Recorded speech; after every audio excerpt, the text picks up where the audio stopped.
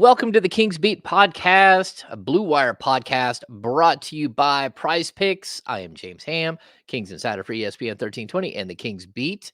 Joining me today, look at this. We are the three best friends that anyone could ever have. I know that one. Oh, yeah. We have Fox 40s, Sean Cunningham. Sean, how are you? Yeah, I'm pretty good. Fair to middling. It's a fun week. It's No a rain. lot of basketball. Well, we did have some snow, evidently. Coming home from the Warrior game, I was very, very late, and I look at the stupid weather app on my phone, which I don't know your guys' thoughts, but apparently it's not that accurate. I don't know.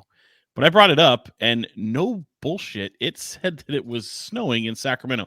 Animation of snowflakes accumulating on the ground, and then mind you, I did get out of the arena very, very late at night, early in the morning. So, apparently, according to the weather app, we had snow between the hours of 2:30 and 4 a.m. in Sacramento. I say no, that didn't happen because I just saw rain, but. Is this a Fox 40 app or where are you going? No, it's the iPhone. How dare you? What is Most trusted happening? Meteorology in town, buddy. There Adam it is. Epstein, shout out. No, I will say no. I'm talking about the stupid iPhone weather app. Well, I can't show you that because it's Rihanna flipping you off. But it's I even you know what? I even took a screenshot of it. Check this out, fellas and people on the YouTubes. Look at that. I don't know if you can see that. My look at 38 degrees, snow. And that's all flakes, by the way, in the little thing there. I don't know if you can really see that very well. Well, I don't believe you. I don't believe you. So let's bring in I'm telling you. Brenden Nunes from the Kings Pulse podcast. I put it on my Instagram story. How are you? And do you believe Sean when he says it snowed? I don't believe Sean more often than not. Erroneous, Sean. Erroneous. First of all, it wasn't me saying there was snow on the ground. I said this is a liar. This phone is a liar. You're a journalist. You need to confirm your information before you're spreading it. What is wrong? Well, I looked up in the sky. I looked up in the sky. I opened up the window, looked outside, saw the rain. I said, that's not snow, but it was cold. It was very cold. I did get a warning from my car of ice when I drove home from that same night and I saw it was mid 30s, and that stood out to me too. But no snow. Okay, so I'm calling how cold cap was it on this early factor cap? Factor cap. We haven't done factor cap forever, Brenden. Where's that been? Yeah, that's on me. Next one, I'll be prepared. Sean, how cold did it say it was? 38?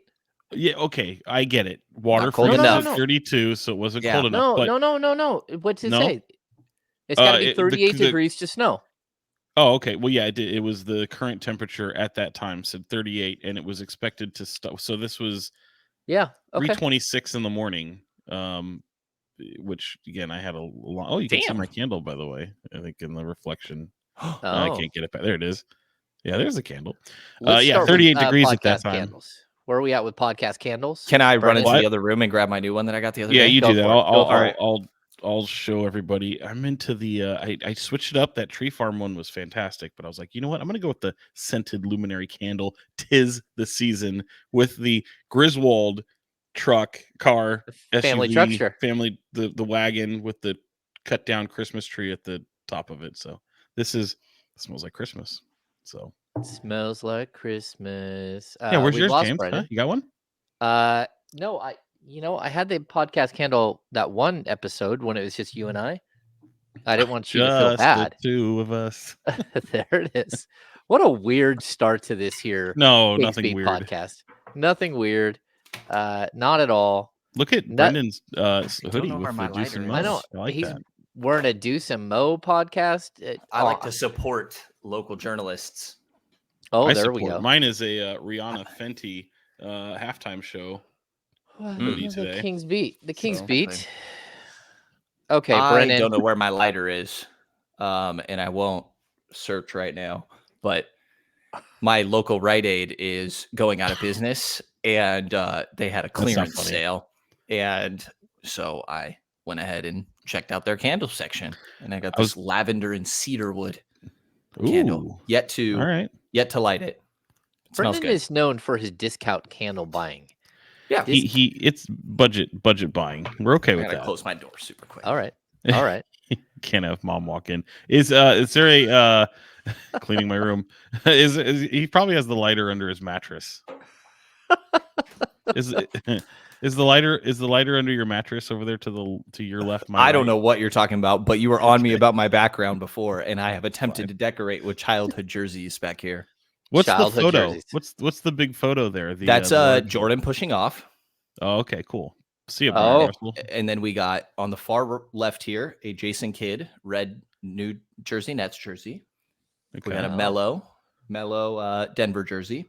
How did that Nets jersey clash with your Celtics fanship that you had? I did not have a fanship at this point. This is my dad literally just getting me jerseys. Nice. Tracy McGrady, number one. I wore number one because, or when I got number one on my first basketball team, I just said I'm T-Mac and decided to wear number one for the rest of my basketball career. These jerseys are folded up, sitting on the counter behind you, facing upwards and not towards the camera, right? Anyways, there's also a Jason Richardson one over here. Probably my favorite one. Hold that up. J. Rich, dunk champion. One of my favorite people in the world. Michigan State guy. Look at that. My gosh. It's the sick That's jersey impressive. too.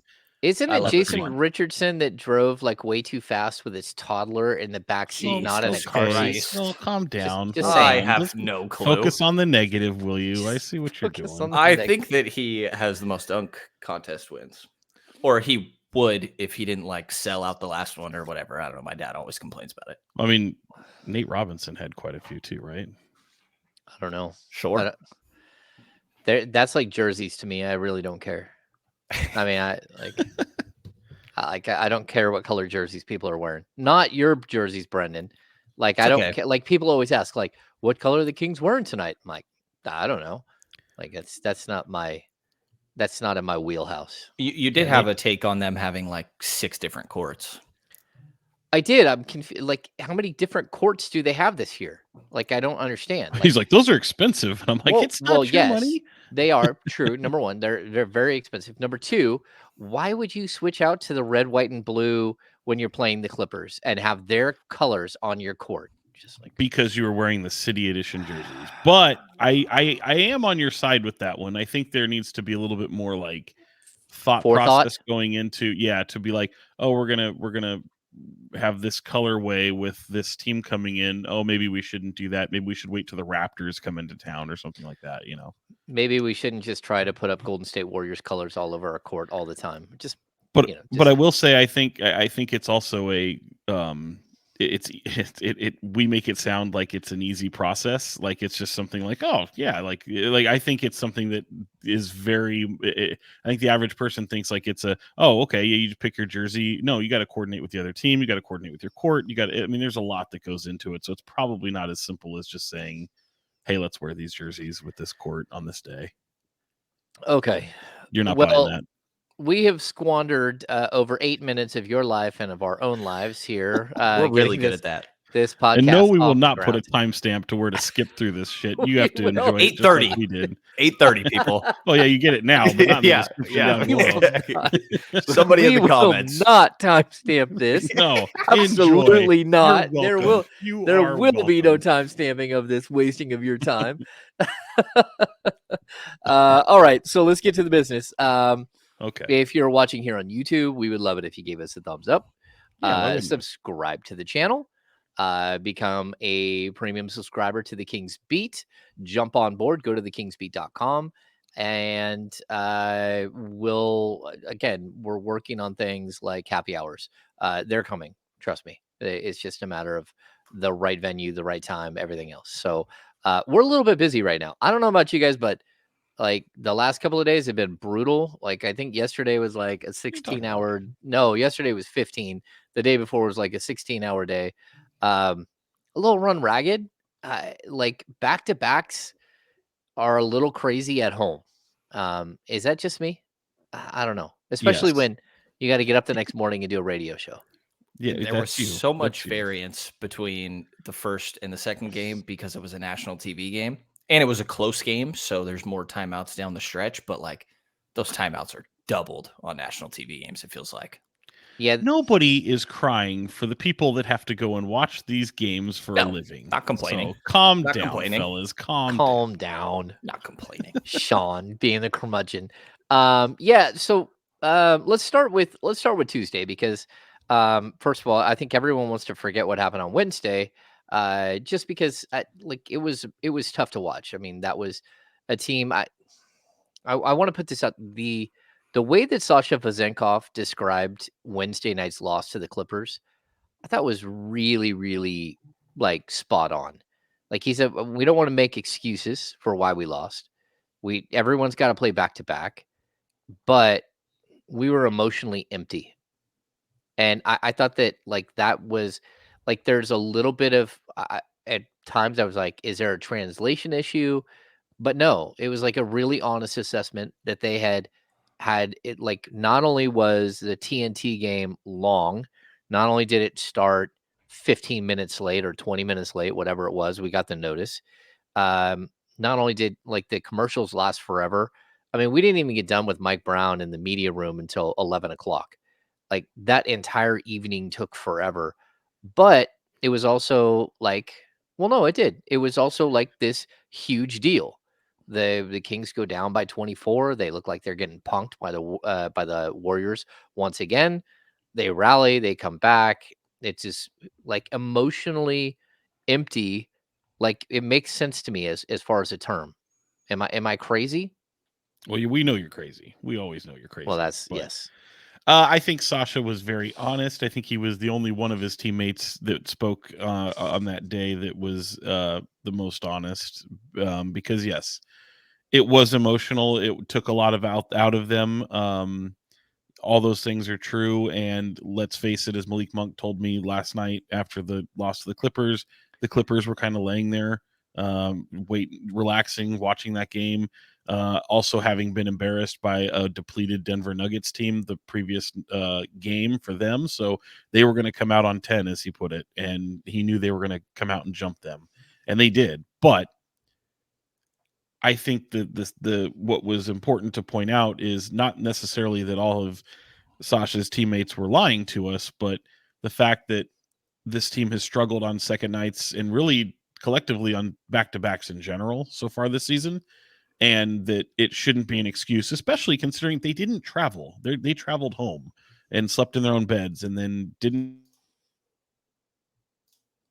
have to have a Oh, shoot around the next day, and all they had to do was come out and play and not fall. What? You nothing. paused You're for a good. sec Go ahead, and Brandon. then You're you good. You're went in back. nitro. You're back. Go ahead. Oh, sorry, it must have been an internet thing. But yes, just to clean that up, just they didn't have to travel. They didn't have to fly to another city like other back-to-backs.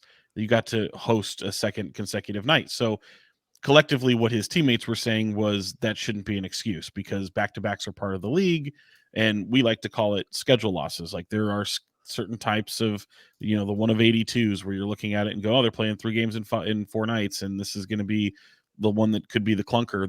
The reality is, and I don't mean to slam the Kings here because they are a good team. The Kings are not that good of a team to where inconsistencies don't appear in a back-to-back.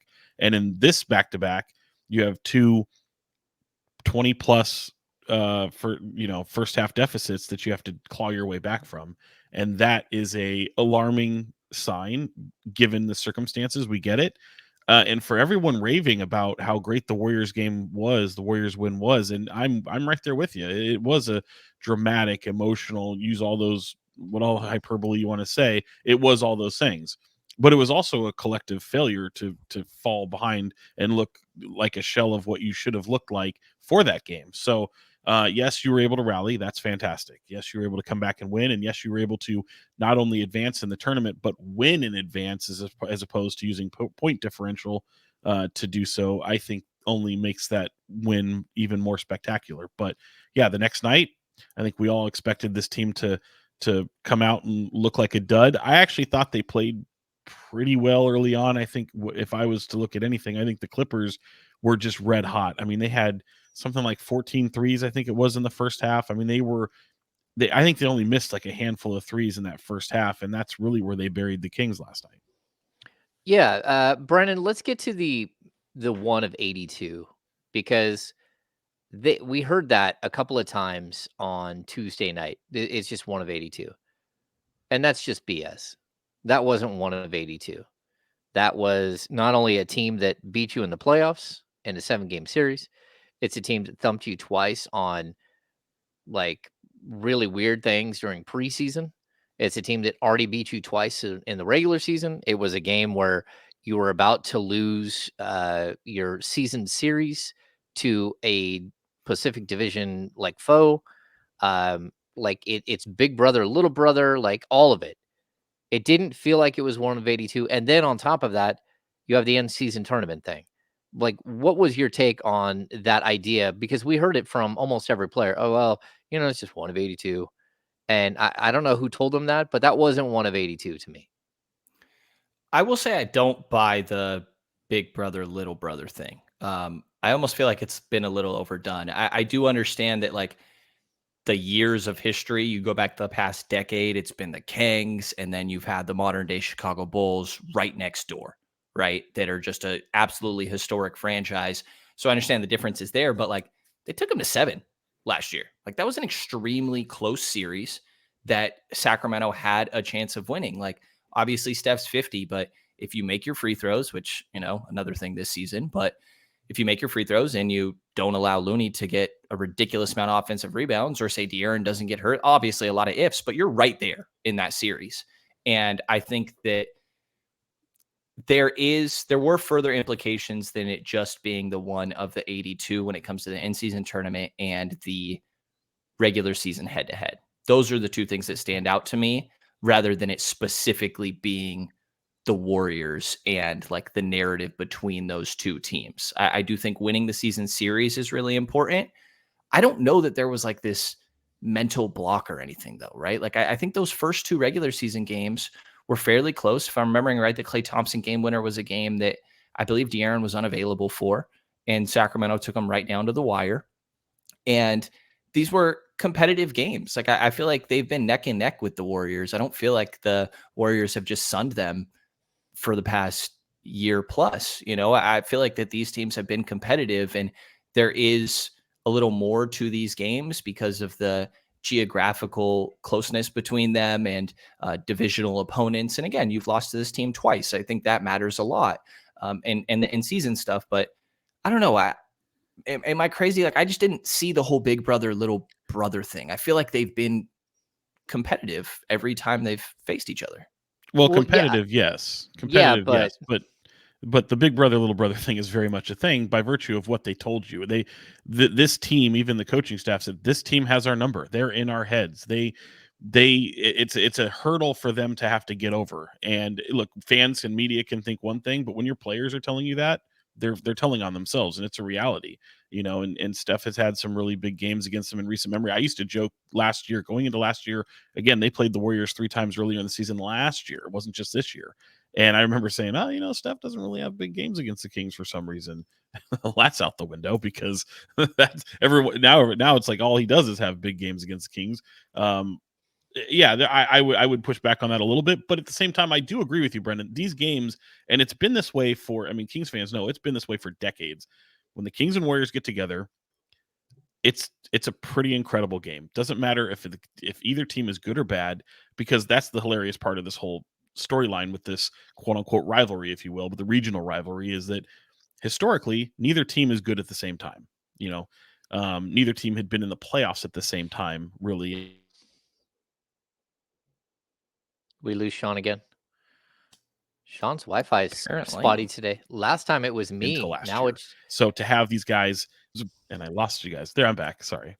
Now it's my internet, huh? This is fun. It is your internet today. I don't know where I left off, but to see them meet up in the playoffs that way was a big time. It was a big deal. So I think you can go back to so many of these series and just games, and people remember these crazy games, the Omri Caspi and Klay Thompson, or Steph Curry shootout, the Latrell Sprewell, Mitch Richmond dynamic that they had back in the years. Kevin Martin 37 points, the 37 points in one quarter for Klay. For Klay. Yeah. Yeah, I mean there's all these moments, and there's many of them, and to see them always have these really good games, it's just a shame that they hadn't had more playoff meetings, and that's kind of one of the things that made last year so great.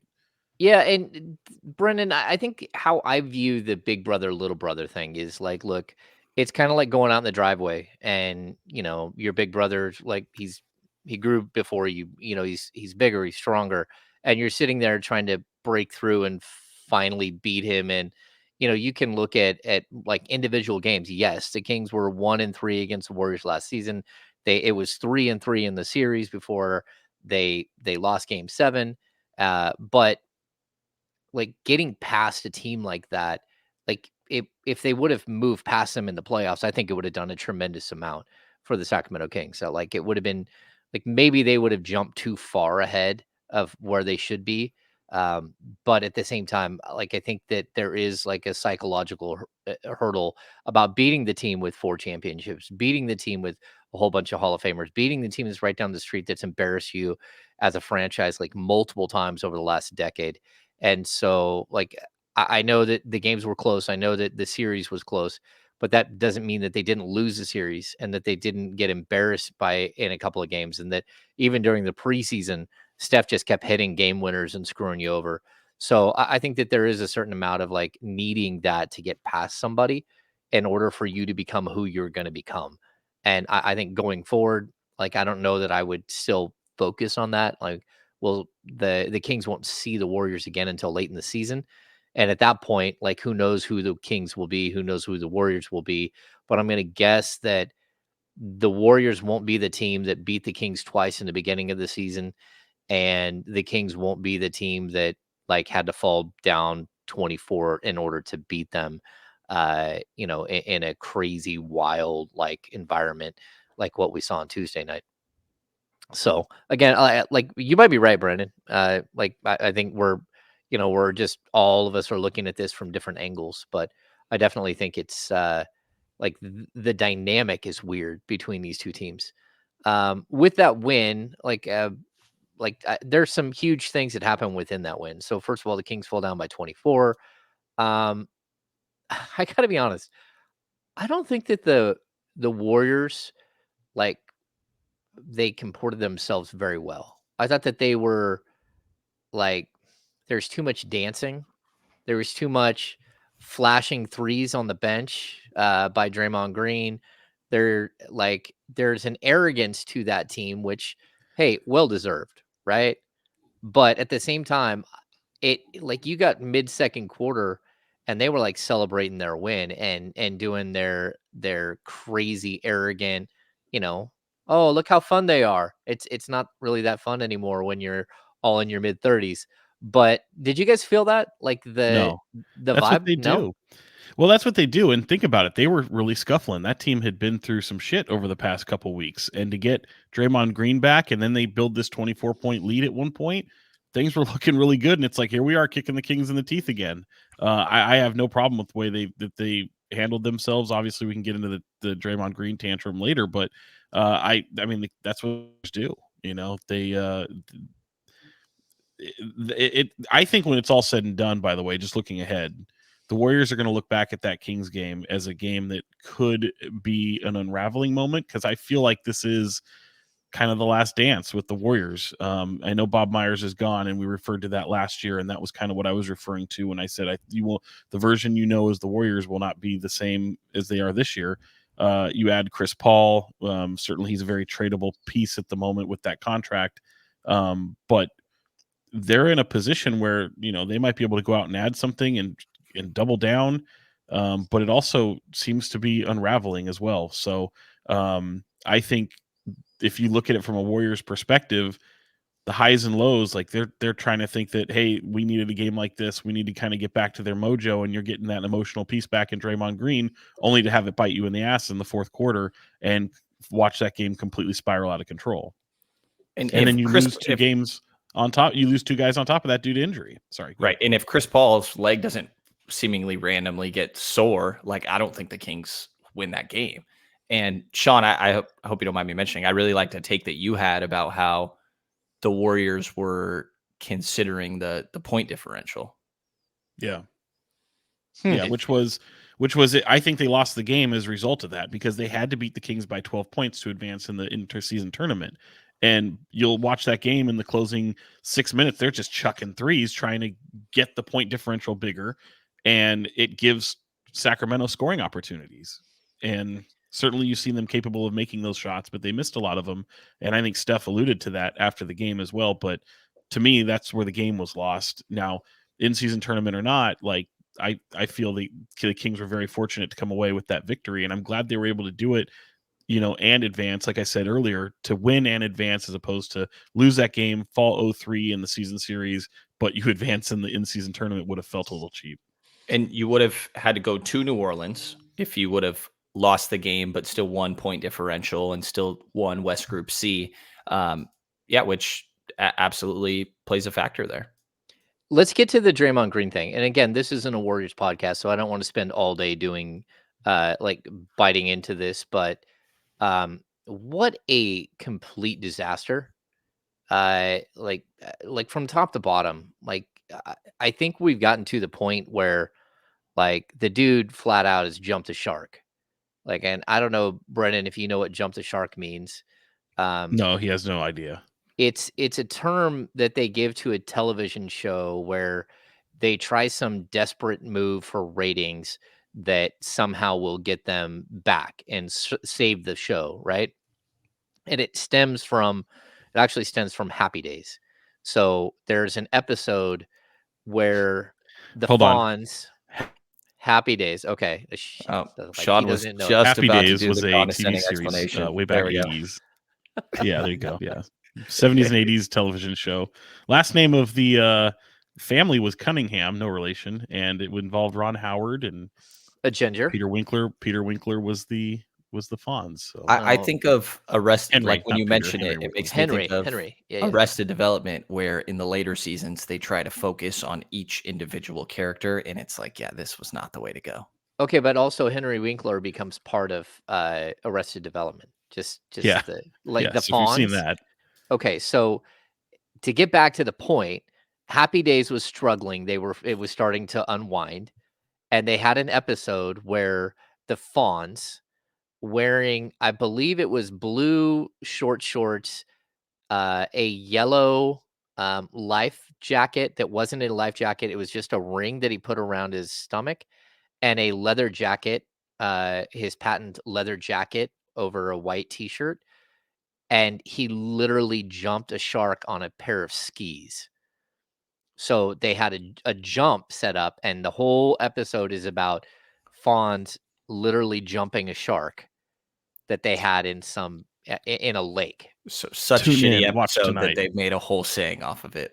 Well, it's why they call it jumping the shark. Yeah. Draymond Green has jumped a shark. And so, I mean, he had already started having problems before he gets his 5-game suspension. He already had problems, right? He had already got a couple of he got thrown out of the game right before that.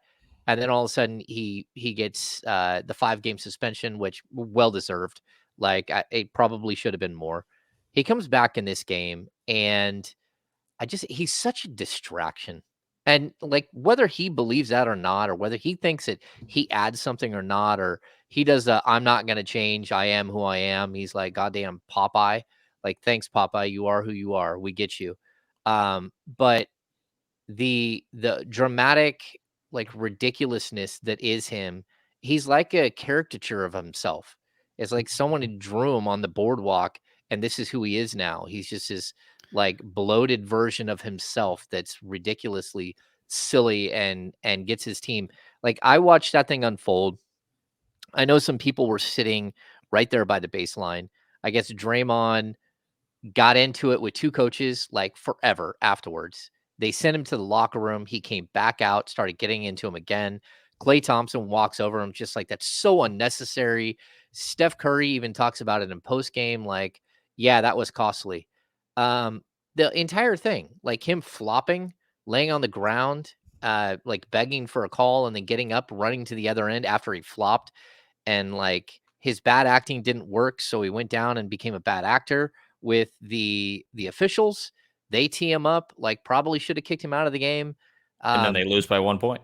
And then they lose by the 1 point. Well, I mean, whether that's the 1 point or not, it still looks like it, right? So I'm watching this unfold, and the fact that they gave him $100 million and a 4-year contract here is crazy.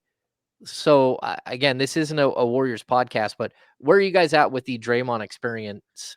Or do you think the Warriors are done with it? I still want to acknowledge that Draymond Green does a lot of good things on the basketball court. I agree. Defensively, he had a crazy block in that game. I forget who it was on, that he just totally swatted it off the glass. I think that his playmaking is really valuable to that team. And like defensively, he's still great. He gives them some, like Coach Brown talks about, the positional versatility and just flexibility that Harrison Barnes and Keegan Murray give. Like Draymond provides the same thing, right? You could do small ball lineups. You can play him at the 4. So I still think that he provides a lot, but it has, there's like sort of a balance here of at what point does everything you come with, you have to be good enough to have like baggage. And I still think that Draymond is good enough, but we're approaching the point because some of this is too much where he's so obsessed with saying that somebody carried, and it's like your coach is telling you, it's seeming to try to explain it to you, and you're just so obsessed with the carry, and it's like, dude, it's already happened. There's nothing that's changing. Or like, yeah, laying on the floor for how long he did. Initially, I actually thought that he got hit pretty bad by Trey, but on the replay, he clearly did not. So yeah, some of this is too much, and you see him going and complaining to refs, and you can see Steve Kerr point to Steph and say, kind of, go make sure that he doesn't get in trouble. And Steph's standing in his way in between the official and kind of trying to calm the situation down. So I think we're approaching the point. I don't honestly know if we're there yet. I still think that Draymond provides a lot on the court. This has kind of been his thing. And I think there's moments where his antics, I don't know if that's the right word, but no, that's the right word. Yeah, it probably is. There's moments it does hype his team up. When you're up 20 is the wrong time to do it. Like, not necessarily that there's a right time, but I do think there's times where it helps. And this is just not it. And I think we're getting closer to that point, but I don't think that we're like fully there yet.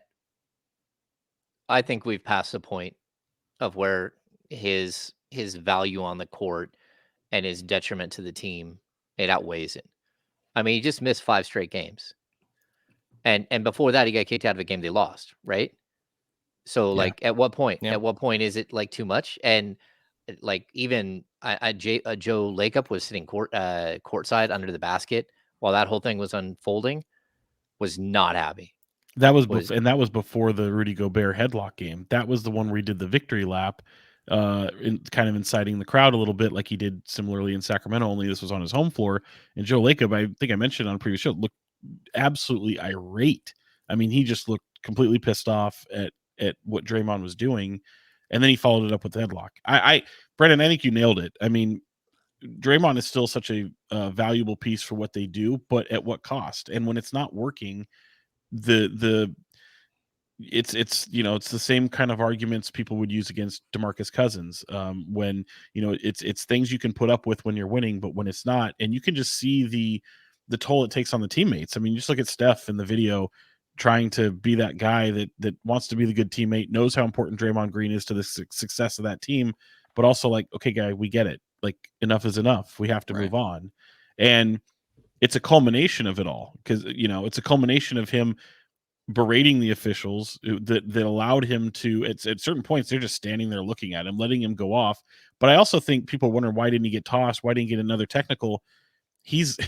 I think the officials recognized the moment and was like, this is only hurting yourself. Like, you're like the whole crowd is now is back into this game as a result of you, and you fired up this crowd.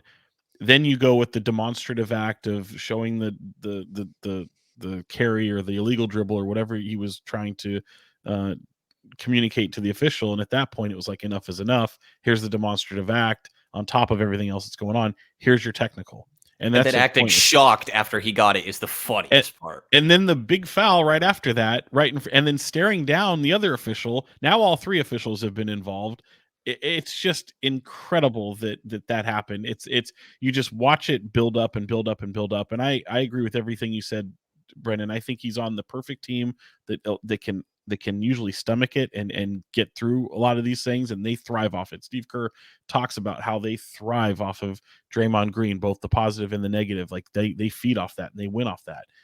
But when you're not winning off of that, then it becomes tough. And then you hear, reports of commotion and loud screams and conversations that are happening in back rooms outside of the locker room with the Warriors. And then you add Klay Thompson on top of that. And I know we're spending a lot of time talking about the Warriors here, but there is a Kings tie to all this because of that game. And I think literally that this could be a moment where, just look at the Klay Thompson thing on top of all this, where he's paying attention to everything that's being written about him. He's struggling in his own mindset, knowing he doesn't have a contract coming his way from the team he loves, that would be to his liking, a max contract. You just look around and you've got max players all around you.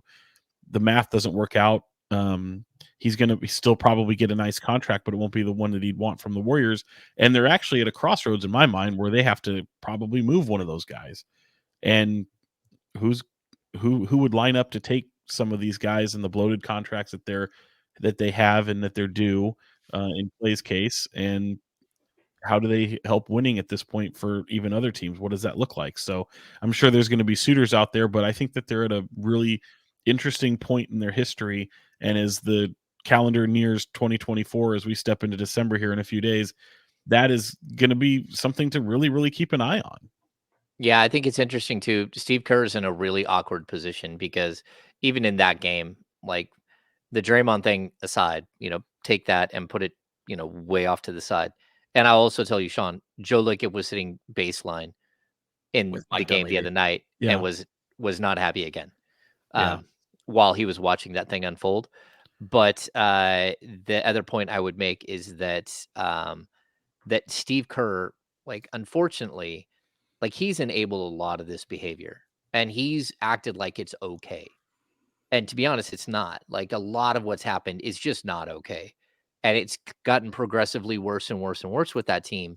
But then you brought up the Klay Thompson situation. Klay Thompson, like, basically unloaded on Tim Kawakami, who hadn't, like, he was just asking him a question, like, a couple of, like, 2 days before, right? After the previous game. And it was like, well, what's Steve going to do? Bench me? And then what happens in the late fourth quarter? Steve Kerr should have left Klay Thompson on the bench and stuck with Moses Moody. And instead, because of this thing that happens like a day or two before, it's in the back of your head. Like, Klay is sitting there. You've got to put Klay back in because he's Klay Thompson. And you might have to pay Klay Thompson because he's Klay Thompson. But all of these things, like, they spell disaster for a franchise that's been, like, incredible, because these are just, like, too many steps here down the wrong path. Like, you can't pay Klay Thompson max money when he's not the same player he was 5 years ago or 3 years ago. Like, diminishing returns, yes. Playability, like, you lost a game because you took Moses Moody out of the game and put in Klay Thompson. And then, of course, Steve Kerr admits it 2 days later, Yeah. the next day. Yeah, I mean, he had, to your point, James, he had Moody, had 11 of the 12 fourth quarter points to start that period. Yeah. And me and several people on press row are wondering, like, what the hell are you doing? Why is he going out? I understand going back to Klay. Klay is still able to get you 20 the way he shoots. Defensively, it's not nearly what Klay Thompson used to be. And he's put some games together where all of a sudden he's feeding off of this. I got to show everybody up, because he's put together some really positive scoring games for him. But it was honestly going back to Draymond Green that had me puzzled, because at that point you've got Moody cooking. You could bring in Klay. I can understand it, but I would not have taken Moody out of that game. I do think it really kind of disrupted them, and it wasn't the first time that's happened. It's happened several times already this year, and it's becoming a point of contention. And that's one of the things that Tim Kawakami was talking about, but it was more so not what he wrote, but it was what was said on a podcast, and Klay knew about it. So he knows what the temperature of the room is in that city and that fan base that want to see him come off the bench, or possibly, Draymond off the bench, because of the way things have been going. And look, I agree with Steve Kerr. that Warriors team is a very, very good team. But it's a lot like last year where there is dissension. There is just some turmoil there that could be tough to get over. And I don't know that they will, barring some move. Yeah. Interesting stuff. We spent a lot more time on the Warriors than I thought we Yeah. would. But I think, again, you're watching two ships pass in the night. Like the Kings and the Warriors last season was the first time they've ever not only played in a playoff series, but been in the playoffs in the same season since the Kings moved to Sacramento in 1985. That's crazy that it's the first time both teams have been in the playoffs in the same season. And you can see one team that's, starting to build something and one team that's watching, sort of the wheels fall off, which, like, let's be honest, every team does. We talked about this on the Insiders, and Kyle Madsen made just a spectacular point. I think the Warriors got caught in this situation because Steph Curry just was way better than anyone thought he would be at this age. And the fact that he continues to be an MVP candidate, it puts a weird, awkward stress where you don't have time to wait for a James Wiseman to develop or a Jonathan Kuminga. You don't have time because you've got this like superstar who is losing, like he's running out of time in the league.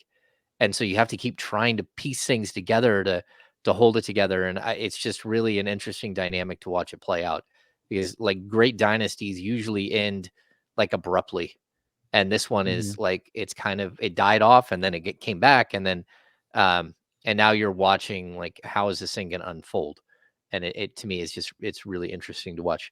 So the Sacramento Kings have advanced to the in-season tournament. They play the New Orleans Pelicans on Monday. The Pelicans keep getting people back, like Trey Murphy's back. They got someone else back, and then they lost Larry TJ. Nance. Oh yeah, TJ McCollum. Is TJ back? CJ. I'm sorry. CJ has come back. Yeah. Okay. Yeah. So this is going to be interesting because the Kings already had problems with that team. What do you guys think? You got this is a crazy week for the Kings. They had the Warriors followed by a back-to-back with the Clippers, and then you have a game against the Denver Nuggets on Saturday, which again should be a really, really interesting game. Those teams have really battled and had really strong games against each other. Followed by the end season tournament, which is Monday. If they win on Monday, they play on Thursday. If they against whoever wins the Lakers or the Suns, and if not, I don't think we know what happens. I think they would play the other loser. Like they would play the loser of Phoenix and LA. But where? One of the home stadiums. Yeah, I'm not in sure. LA or not in Vegas. Isn't this bizarre? We have no idea. Like it's like the whole thing is crazy. And no matter what, if you lose and you win or lose, you're going to play either the Lakers or the Suns. If you win, you will play either the Lakers or the Suns for a fifth time. Yeah. During the season. Well, and now you have a chance to even the season series with the Pelicans because you play them 4 times now because there was a created game. Oh, wow. Okay. And this is one of 82. I know that's a ridiculous term, but it actually counts as one of the 82 games in the season. And the in-season tournament, it still doubles up as both a regular season game and an in-season tournament game. How do you think the Kings get through this one? Like, can they do something different than they did when they were in New Orleans and really got thumped? Yeah, I mean, I think they had good fight in that second game, right? But the first was obviously tough from the beginning. I mean, the big issue really is Zion Williamson, but like I think this is kind of a league-wide thing. Like Zion is going to get to his left every single time, and it's probably going to lead to good things. Like they just beat the Sixers without Joel Embiid for what it's worth, but Zion 11 of 12 from the field, 33 points, 6 assists, 8 rebounds. Like this is kind of what Zion does. I think you need to be cleaner with your double teams. Like after that, I believe it was the first one. It might have been the second New Orleans game though. It was definitely the first, actually. They were talking, Coach Brown said post-game, like, we were supposed to double him from the jump. And it's like, I don't remember very many double teams, to be honest. Like, you need to be cleaner with your doubles and get there faster and then have proper rotations after the fact. I thought in that Warriors game that, for example, their blitzing Steph Curry the second he crosses half court, a lot of times with Sasha, because it's who the Warriors are trying to involve. And I thought the Kings did a good job rotating afterwards. So I think defensively, that you definitely need to be more clean with your rotations.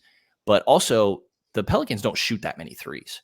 And if the Kings can get their shots to fall, I think that you have an advantage when it comes to just putting up more threes than twos, and you need to still take smart shots. I feel like we've seen the Kings fall into, coach mentions it a lot, of like taking a shot in the first side of the action rather than being patient and really taking a good shot instead of waiting for a great shot. And that depends on where you're at in the shot clock, obviously. But I think that they absolutely have an opportunity to beat this team. And I think they're going to be extremely motivated to, obviously, in-season tournament, but even just to have the opportunity to even that season series. So Zion is his own problem, and I do think that doubling is big, but you have to be clean with your rotations. And I do also think that Domas needs to be better against a guy like Valanciunas. So we've seen him struggle against Looney, Zubac, Valanciunas. I think that like Steven Adams sort of falls into this. These are the mold of players that he typically struggles more against. I'm not saying he's always bad against these guys, but they give him a little bit more trouble. And I think that Domas having a good game is pretty key for this, because De'Aaron seems to be on every single night. Yeah, I agree with that. Yeah, go ahead, Sean. Go ahead. No, I look, I mean, Zion has just been incredible, by the way. I mean, I remarked on it in the last podcast, I think it was too. I think I've even bounced this off of some people throughout the league. Like, what, I don't know that there's a strong belief that the Pelicans can remain healthy, and there's obviously that big question mark with so many of these guys on that team. And now you throw CJ McCollum on there. Brandon Ingram's obviously struggled with injuries, and Zion is his own, even Valanciunas struggles with injuries. So it's will this last? But they've shown the ability to be a very physical defensive team. I don't think they've got the right coach there. I don't love the way they're coached, but they have really been a defensive team, and Zion has been incredible. I mean, the scoring is what it is, but 9 steals over the last 6 games. They've won 4 of 6. 2 of those are against the Kings. The fact that they have to come out to Sacramento, though, and I was trying to bring up their schedule a second ago just to see where they are before that, I think kind of bodes well, especially them trying to work back CJ McCollum a little bit. I think this will bode well for Sacramento, and I think I agree with you, Brennan. Domas will be the key to everything. He's got to be able to be more impactful, or at least, if he's not going to be a big scorer in that game, he's definitely going to have to be still moving, facilitating the offense. Fox is playing at such an elite level right now, but I really feel like the Kings should be able to handle that game. I can't see them losing 3 straight to the Pelicans, despite how well they have been playing. So I think that the table is kind of set for them. But also, by the way, Herb Jones has been really, really good for them, and he gave the Kings fits. So yeah, I think they've got enough tape now, to be honest, after those 2 games in New Orleans and dealing with some of those injuries. Hopefully they'll have Keegan Murray back, and we'll see what happens. But I like the Kings' chances on Monday. I do real quick want to echo your point of the schedule, though. I think that's a really good point, because New Orleans' schedule is tough. Tomorrow, I forget who they play at home, but they play a home game Friday, and then Saturday they go to Chicago on the second night of a back-to-back, and then they have to make their way to Sacramento on Monday. It's almost polar opposite, right? Like Sacramento, first game they played in New Orleans, second night of a back-to-back after playing in Denver or in Dallas, and then the next one is also a road game. It's the latter half of a 6-game road trip, and it's almost like roles reversed here. Yeah, and I also think the Kings are playing like third game in 4 nights, one of those games. I believe. Yeah, like the back-to-back. Yeah, after the back-to-back, like one of the games against the Pelicans, it was like one of those Oh, games I got you. where, where you're playing the third time in 4 days. Yeah, so they are playing in Chicago, so they've got to fly out. That's going to be interesting. Before I there's one other thing I want to bring up about this specific matchup, but before I do that, let's get to Prize Picks. So we have been playing Prize Picks. I've been playing Prize Picks. Brendan's been playing Prize. Sean is not playing Prize Picks. He's like He's fighting us. He's fighting us on this. But I live Brenden, vicariously through you. I love your picks, and I love watching what happens to you. oh no, my picks are horrible. Like I am the worst prize pick player of all time. That's what Sean loves. But sitting next to Matt George is like, he is an emotional wreck the entire game over his prize picks. And then we have like between the front row where Sean and I and Matt are, and then the row right behind us, you guys, you have your own little battles when it comes to prize picks. But Brenden, have you been having a good time? Have you found any success? Because I know I have not. No, I did participate yesterday. I will admit my safety deposit came back from my last apartment, so I was feeling like, let's do it. But always been on block, Brenden. Yeah, so no, it's fun. I did kind of Sean's previous words echoed in my ears as I was doing it, and I was pretty good about not checking it throughout the course of the game. I think I peeked at it at halftime and said, "Yeah, this isn't happening." I bet on Norm Powell and he got hurt, so I was pretty screwed there. But it is a very enjoyable time. My deposit did not fully go into that game, so I will probably have some fun on non-Kings games when we're off here. But I do have a good time. There we go. Yeah, I dig it too. You can play prize picks. It's legal in California. It's legal in a bunch of states. But it's one of those things where, number one, you can there's a crazy football game tonight, like the Seahawks and what do we got? Seahawks and oh my gosh, why am I drawing? Oh, and Cowboys. So like you could do a part of that as part of your prize pick. So you can do NFL, you can mix and match with NBA. I think there's all kinds of avenues. And it's just, for me, we're not out there throwing a bunch of money at this, but what we are doing is we're having a good time. And we're like, it's just part of our evening of basketball watching. So if you guys are interested, there's a code in the description down below. It's also in the Kings Beat newsletter that you got if you're part of the Kings Beat family. So yeah, there's lots of ways to join Prize Picks, and again, it's just a fun way to add a little new element, a new wrinkle to your basketball watching, football watching, baseball watching. If you watch hockey, I don't know who watches hockey. One time I took above 0.5 on Connor McDavid during the NHL playoffs, and I've never had more fun watching a hockey game. That's all I'm going to say. All right. I was like, well, this guy's like the Kyrie of hockey. This is crazy. It's a great time. It's funny. Like a bunch of you guys decided to take less on Malik Monk 0.5 offensive rebounds.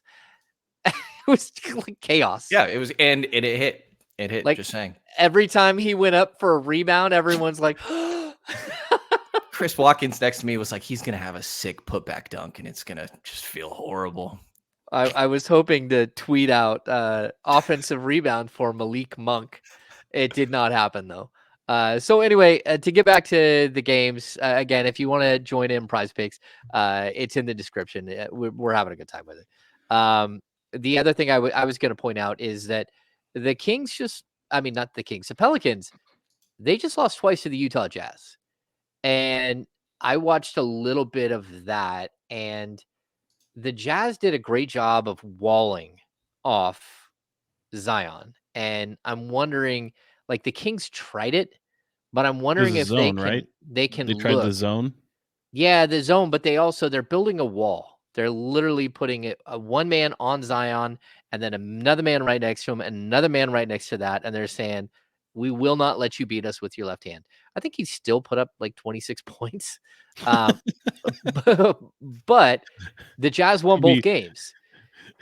I think to the be one accurate, difference, James, it was he didn't play in the first Utah game, but it was the second one. Yeah, 26 points, man, 7 assists. He put up 26 points. Yeah, and I think the other thing I'll point out is that the Sacramento Kings don't have Walker Kessler on their team. And so that changes the dynamic a little bit because he's such a great shot blocker. Like Lauri Markkanen at the 4, John Collins at the 3. Like they have size. The Kings other guy have size. Is Olenek. I was watching Olenek, like sits there and he's so physical.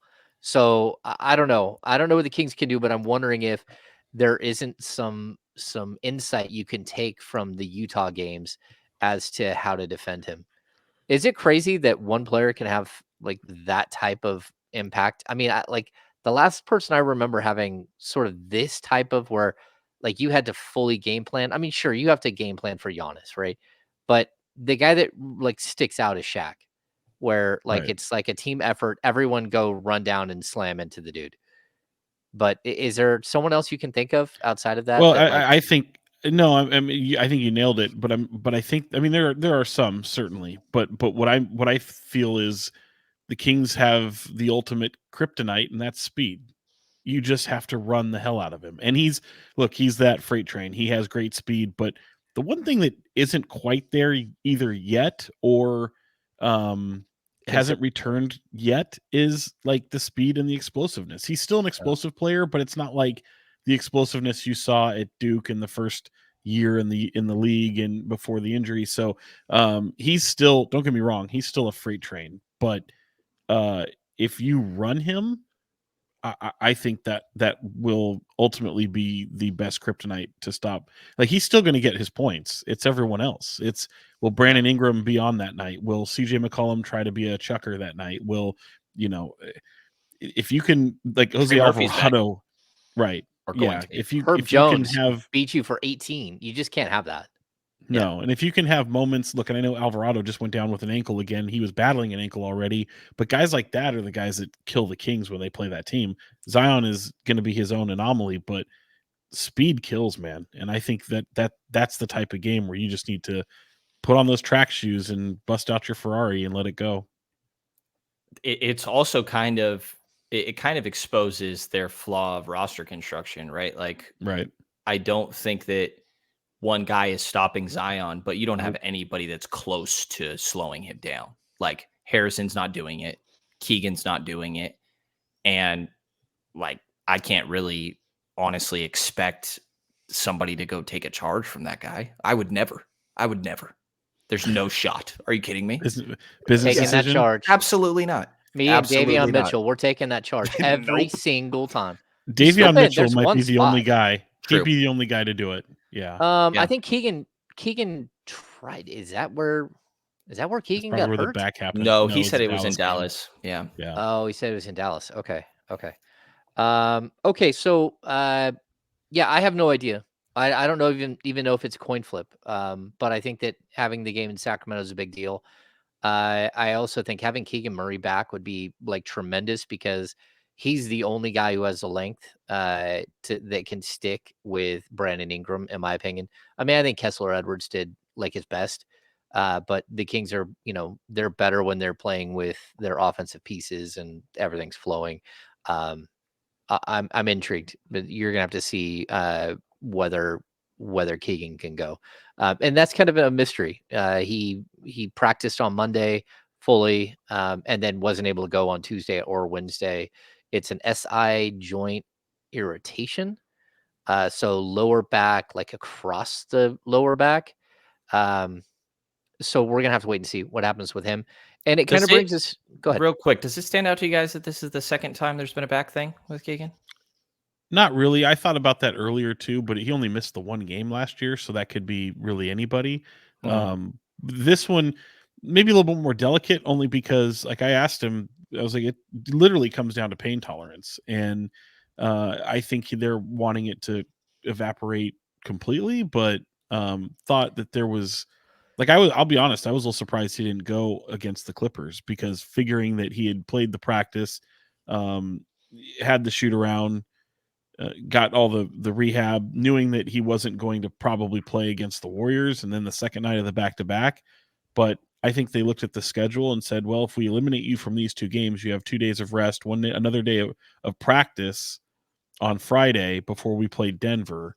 And that's probably the thought process there. But who knows? That's hopefully a best case scenario at this point, as long as they keep the pain away. Okay, so I'm going to say a couple of things. Number one, he had an injury in his low back the exact same day the season before. Right. That's kind of random, but I know that the previous season he had some personal issues going on off the court. And he was under a lot of stress. A lot of back injuries can like be traced to stress related stuff. I wouldn't be horribly shocked if part of it was like stress related stuff. I don't know what's going on with him right now, but I would just say that like I think that like the way his season started has been pretty stressful, and expectations and all that stuff. There's a lot of stress on the kid. I would also point out that like anyone who tells you that having a back issue is, especially for an elite athlete like these guys, is like a pain tolerance issue. That's not the case. Like there are things that happen with your back where you just literally can't move, and you take the wrong step the wrong time and things start to tighten up and he could be in trouble like very quickly. And also you just don't move the same way. So like while it can't, like, again, can he play through the pain or not? That might be a question, right? But at the same time, is he the same person? Is he the same player? Can he move the same way? And the fact is, this isn't like a hand injury where like it hurts, but you might be able to play. It's something where like if you're not moving the same way, you aren't the same player. And so I'm kind of intrigued to see like when he gets back on the court and sort of what the explanation is going forward, and whether this is like a short term thing or something that pops up again. I think Yeah, it's a and good question, Brendan. I think also too, like for him, it's important to point out that he had mentioned pain tolerance because it doesn't sound like he's had the immobility, where it's the tightening up and being having that type of thing. So I agree with you, but with him, it's from what I understand and from what he's said, it sounds like it's more of a pain threshold rather than the immobility of having it tight to where he can't be free to have movement and things like Yeah. that, locking up, if you will. Yeah. Gotcha. Okay. That brings us to the business of basketball. Um, there's something that's happening here that's kind of interesting. Last season, the Sacramento Kings started the season 10-7. This season, they started the season 10-7. With Do all they need to of make a the move? no, Shut Is up, that where you're Sean. going? That's shut where up, he's Sean. going. Sorry. It's not where I'm going at all. What I am going to say though is, well, I guess the question is this: like, do they feel the same? Like, does last season start? This season start? The one thing I would point out is like I looked it up before we got on. Keegan's missed the last 4 games, but really it's 4.5 games. De'Aaron Fox 5 games. Kevin Herter missed a game. Trey Lyles missed 13 games. Alex Lynn missed 8 games. Keon Ellis missed 3 games. So what is that? 24, 29, 30, 34 games. They've already got 34 games missed to injury. Last season, again, they had a couple of games missed to injury. With especially we talked about Keegan missing a game and stuff like that, but it wasn't 34. Um, are you guys surprised that they are at 10-7 this season, with the sheer volume of injuries they've had so far, or like do they look the same? Is this a lateral team? Like it looks exactly like they did last year, and you don't know where they're going to go from here. Like, what are your thoughts on that? Because I just think it's interesting that they're both last season and this season are 10-7, and they had a 6-game winning streak this year, a 7-game winning streak last year to get to 10-7. Like there are a lot of similarities between these two starts.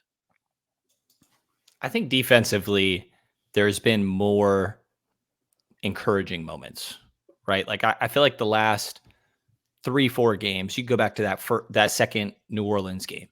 First half, super tough defensively. Second half, I feel like they locked in and were better and gave themselves an opportunity to win that game. Same thing in Minnesota. First half was bad. Second was better. Same thing in Golden State. It might even come down to the fourth quarter where they really turned it on defensively, and then it didn't really happen against the Clippers. But I feel like you've seen more moments of the encouraging defense this year. Like they currently sit at 19th, which is a little bit of progress, but starting from a low bar. I think that there has been, again, just more encouraging moments. And that's really what stands out to me. I think offensively, this team is still there. They're going to knock down more. I think more often than not, they're going to knock down shots more than what we've seen to start this season.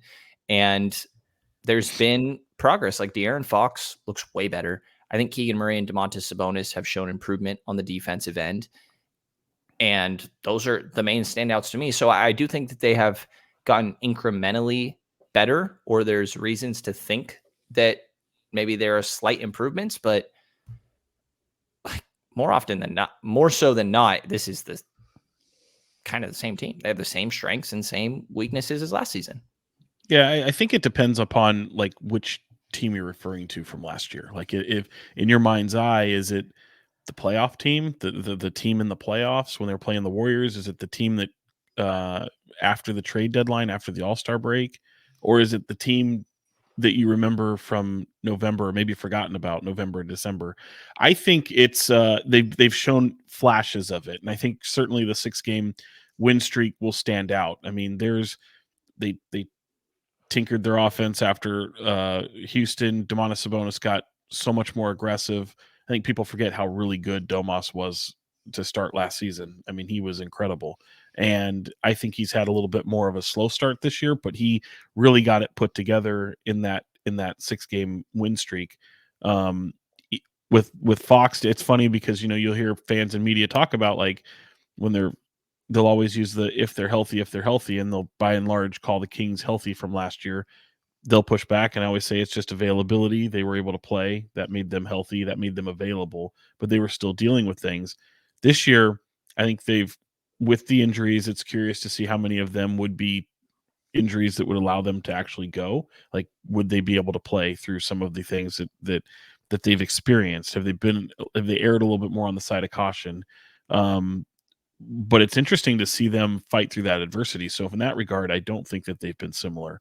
I think they've had identity crises on the offensive end at times. I think last night is kind of an example. I mean, things got slowed down quite a bit, and obviously, we kind of outlined possible reasons why, but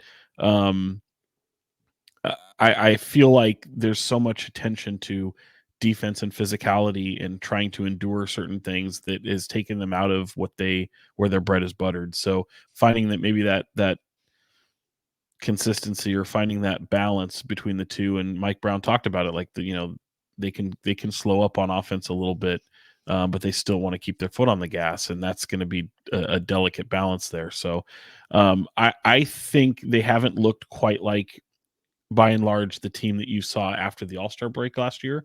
But I'm interested to see how December plays out, because last year December was the moment where you're like, all right, this team's good.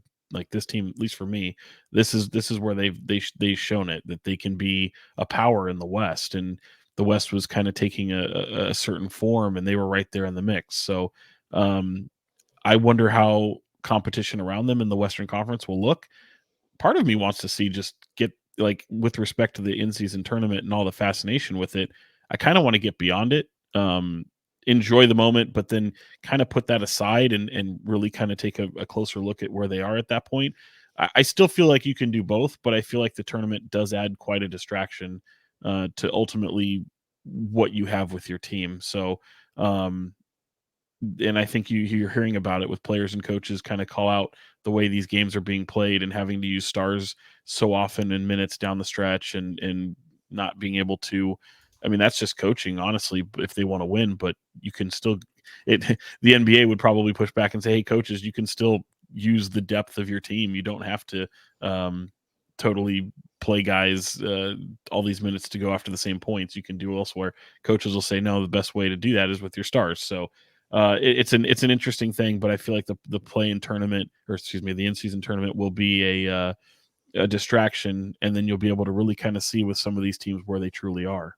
It's funny how it, like, ironically, the end season makes you lose track of the one of 82, huh?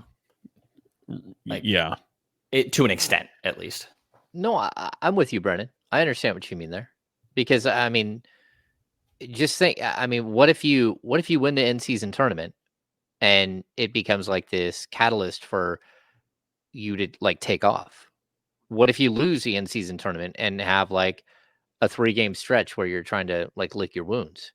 Like, we don't know. Like, I think it's an interesting development of how it's like how it's playing out. The fact that a guy like De'Aaron Fox is going out there and putting up all these points, trying to keep his team in point differential and everything else. Like, even and then coming back the next night when it's not an in-season tournament, but still having to fight because that's again, all of a sudden it is one of 82. And so I think it's an interesting dynamic. I think we're gonna have to wait and see how it all impacts everything. But as far as this team and who they are today, I'm gonna point out a couple of things. Number one, De'Aaron Fox is not the same player he was last year. He's a much better player, and I don't know how he's doing that, but he's just a much better player. He looks so much more comfortable in his own skin, and it's just something that we've seen from the time he's 19 to where he is today, where it's like slowly becoming more and more and more of who he is. But at this point, he looks every bit the part of a superstar. He was on the court with 4 Hall of Famers last night and was the best player. Even if James Harden scored 17 points in the first quarter, he was incredible. And it's something that it's fun to watch a player like take these steps. I also think like getting Trey Lyles back means way more than it probably should, but way more to this team than has like really been thought of. Like because his ability to be a small ball 5 to I think Sasha Vezenkov his last couple of games, that's because of Trey Lyles. He's opened the spacing, he's opened the floor. And I think that the Kings, again, if everyone stays healthy from here on out, that's going to be one of those pieces that he subtly changes who the Kings are on the court. And so yeah, I think that this team has an opportunity to be way better than last season's team. And I think if you factor in the 34 missed games already due to injury into your equation, I think that the fact that they're in the same exact spot is pretty impressive. So, you're not probably where you want to be. You probably wanted to be a game or two ahead of this. But I don't think that there's outside of the 2 Houston games where there's a huge step back where you let up against a team that you probably shouldn't have lost to. And record wise, like last regular season was great. This year's just about can you do more in the postseason? So being at the same spot at this point in the season is a good thing in my mind. Yeah. No, I get you, but you're not going to be the 3 seed if it plays out the same exact way. Right. And so the playoffs gets more difficult because you're not hosting a home court advantage first round and stuff like that. So, all right, I think that's going to do it. Are you guys ready to trade anyone? There it is. Just messing with you. Love No, that. One guy, I mean, but you know, I think this is funny, right? This is fun, right? Like this has been a good season. Like the in-season tournament somehow did add an element to this season. I don't know. I felt it. Like I think you guys have felt it. for Like sure. it's like the entertainment value. The games have been, I think, better, more competitive. I think the point differential thing actually does matter. I hope that they make it worth more than just monetary next season. Like again, like we can think different ways to kind of like incentivize these guys, whether it's like moving up one spot in your bracket, like in the Western Conference or Eastern Conference Finals. I mean, a playoff picture. I think that would be cool. I think there are ways to make this like incentivize it to mean more than just like they get a big stack of cash. You know what's been really kind of surprising to me is when you look at the in-season tournament for every single team to where we are right now, right in the knockout round, the quarterfinals.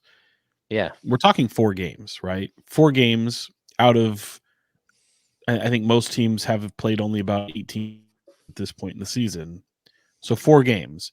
So conceivably, you could have had a team with a losing record enter the bracket. You don't have one.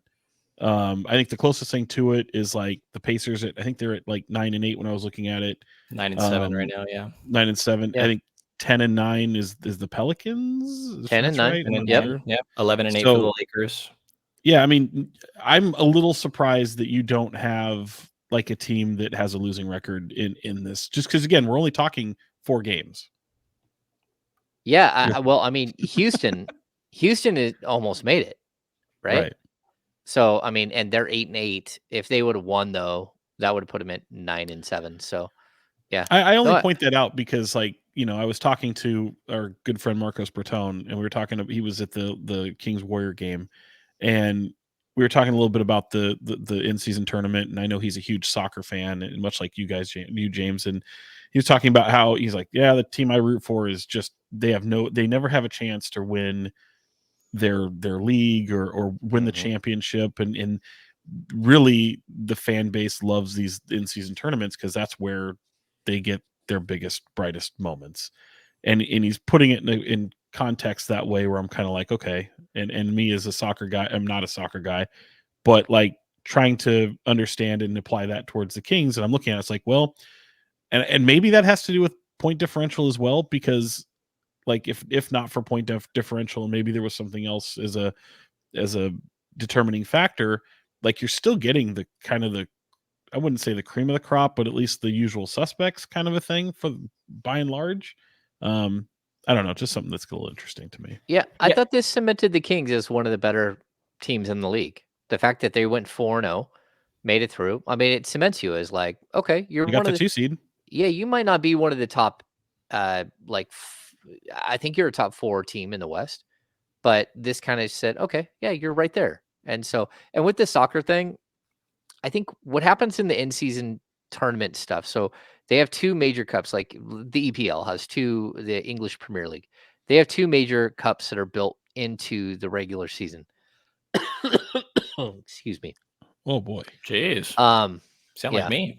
Yeah, I was sick for like a week and a half, like during the road trip. So, but what happens is you'll have like a major game on a Saturday, right, against a top tier opponent, and then you might even have a Champions League game on the next weekend, right, on the next Saturday, and then in the middle you'll have one of these cup games.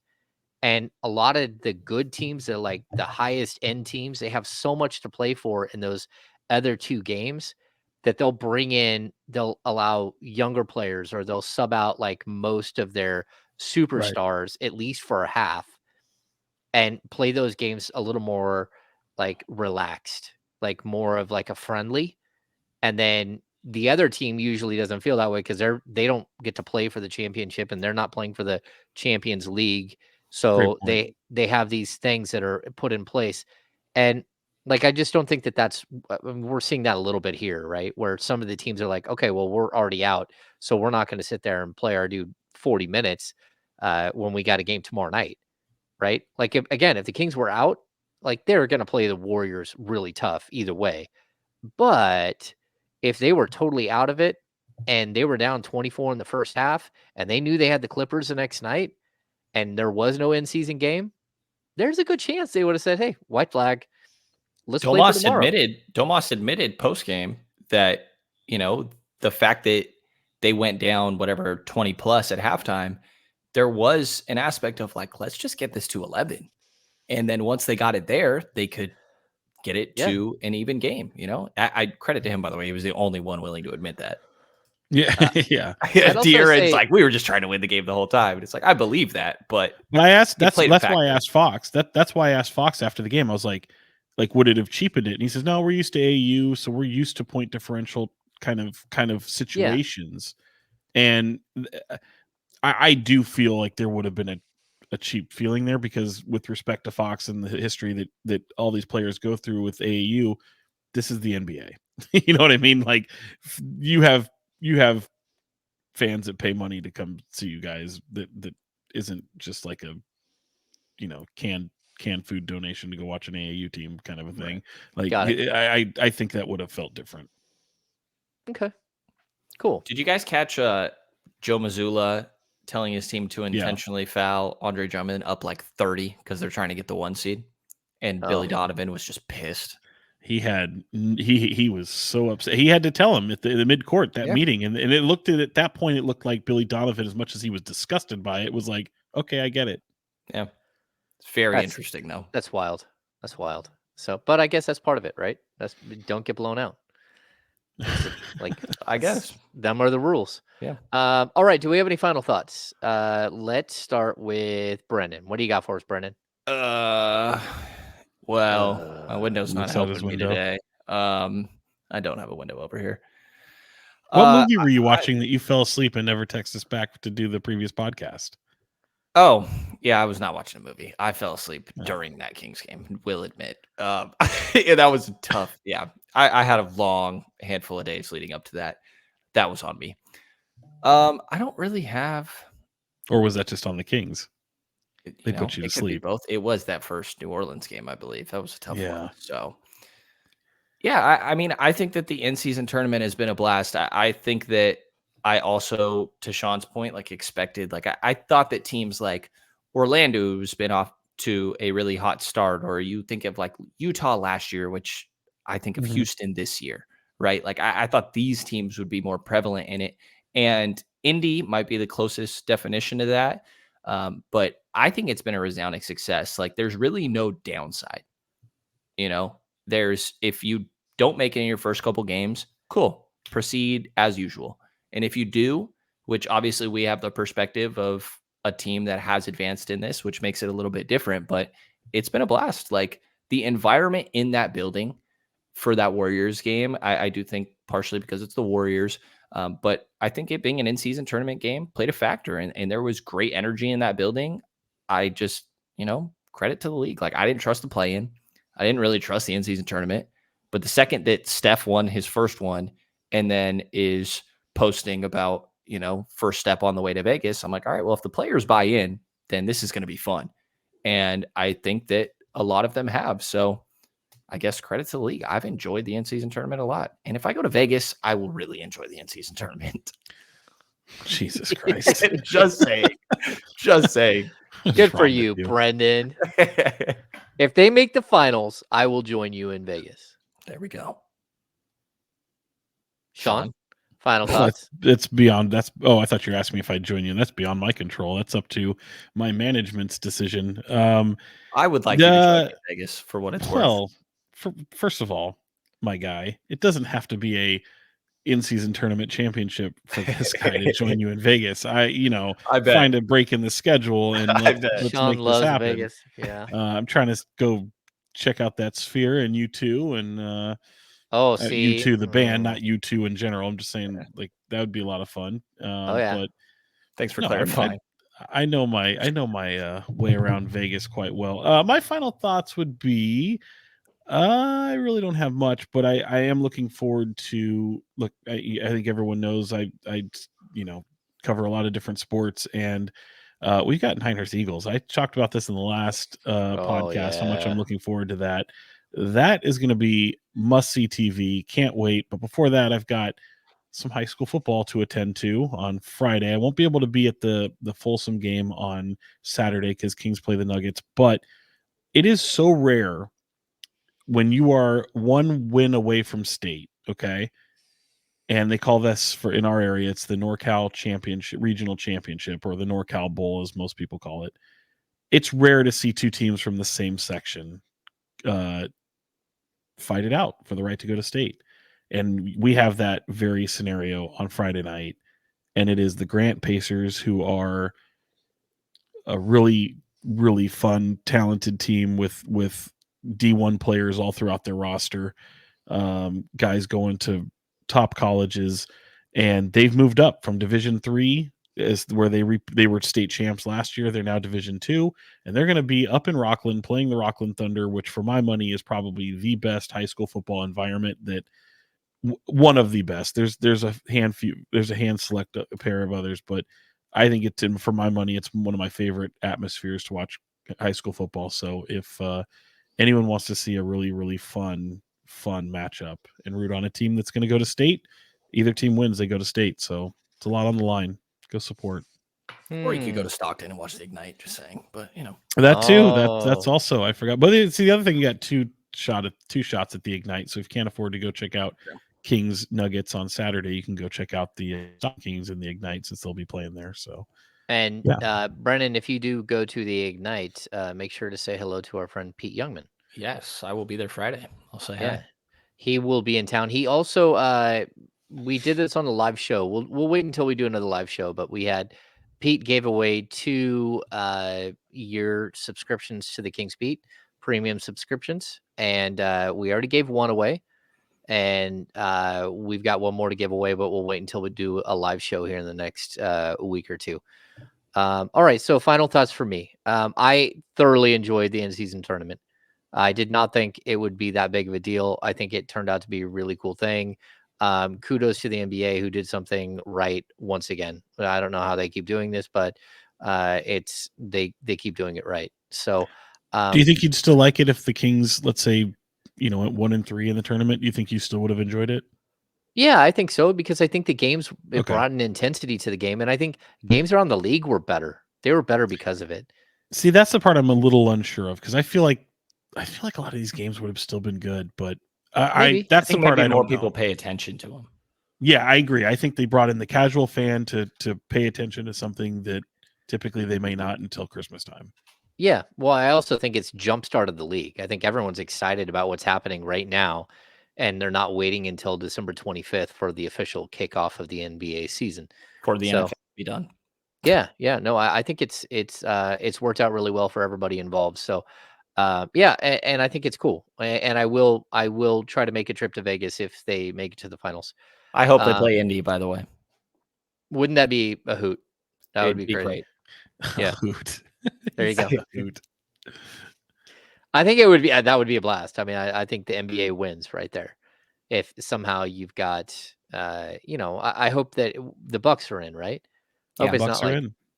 like Kevin Durant against LeBron James. No, Kevin Durant Right, that'd be against amazing. Giannis Antetokounmpo in the But finals. the Pacers have to get through Brendan Celtics, so it's going to be Whoa, Pacers, whoa, Celtics, whoa, whoa. Bucks, Knicks. Yes, you heard Oh, me. Bucks Celtics. Knicks. Oh, Pacers, okay. Celtics, by the way, will be Monday, the same night that the Kings play the Pelicans, and then the next night, Lakers, Suns, Bucks, Knicks. So, got some Okay. fun stuff there. Sweet. Outside of that, final thoughts. I don't think I have much going on. The boys are playing Sure you do. soccer Anything out the all window? weekend. Nope, I don't need to. I know the weather looks like right now. Yeah, the boys are heavy in their soccer season, so go Bear River. It's not easy. My oldest coaches, my youngest plays. But so I will be watching some soccer here over the next couple of days. Outside of that, make sure to go and follow Brendan's work everywhere you can find it. Just go to his Twitter links, and you can find your way to where Brendan writes professionally. Make sure to go check out all the good work Sean is doing at Fox 40. Like great videos, but also Sean's covering football, he's covering high school, he's covering everything under the sun, and doing a great job doing it. Jump on board with the Insiders on ESPN 1320 with me and Kyle Madsen. We're having a great time. It's beating both of us up because of the scheduling, but overall it's been great, and there's been lots to talk about with the in-season tournament and NFL and Kings and everything else. So give us a listen there. And outside of that, thanks for tuning into the Kings Beat podcast. We'll be back next week. We'll have another 2 shows. Will be brought to you by Prize Picks, and we will still be a Blue Wire podcast. So for Box 40, Sean Cunningham and Brenden Nunes from the Kings Post podcast, I am James Hammer, Kings Insider for ESPN 1320 and the Kings Beat. See you soon.